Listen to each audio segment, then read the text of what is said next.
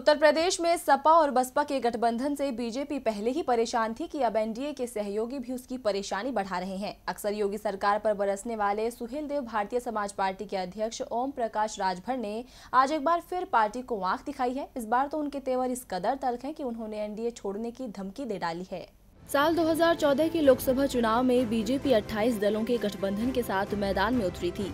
उस वक्त एनडीए मजबूत तो था ही, लेकिन जैसे ही प्रचंड जीत हासिल हुई वैसे ही पार्टियों के साथ जुड़ने का सिलसिला बढ़ता चला गया। 28 पार्टियों वाला एनडीए करीब 35 के पार आ गया, लेकिन जैसे जैसे मोदी लहर कम हो रही है वैसे वैसे एनडीए के साथी भी कम होते जा रहे हैं। 16 दल एनडीए का साथ छोड़ चुके हैं, वहीं 5 और छोड़ने को तैयार बैठे हैं। इसी कवायद में उत्तर प्रदेश की सुहेलदेव भारतीय समाज पार्टी का भी नाम शामिल है।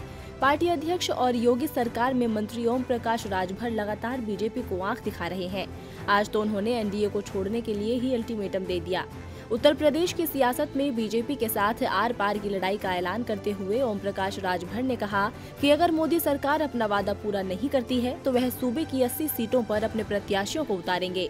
राजभर ने कहा कि बीजेपी ने पिछड़ा वर्ग के लिए 27% आरक्षण में वर्गों को लागू करने का वादा किया था। चुनाव में 80 दिन रह गए हैं, आप कब करेंगे? अगर आप अपना वादा पूरा नहीं करते तो हम सभी 80 सीटों पर लड़ेंगे और हम 25 फरवरी को प्रत्याशियों की सूची जारी कर देंगे। इतना ही नहीं, उन्होंने बीजेपी को गठबंधन धर्म की याद दिलाते हुए कहा कि जब चुनाव नजदीक आता है तो बीजेपी को सहयोगी दल याद आते हैं। इस बार बिल्ली मट्ठा भी फूंक कर पिएगी।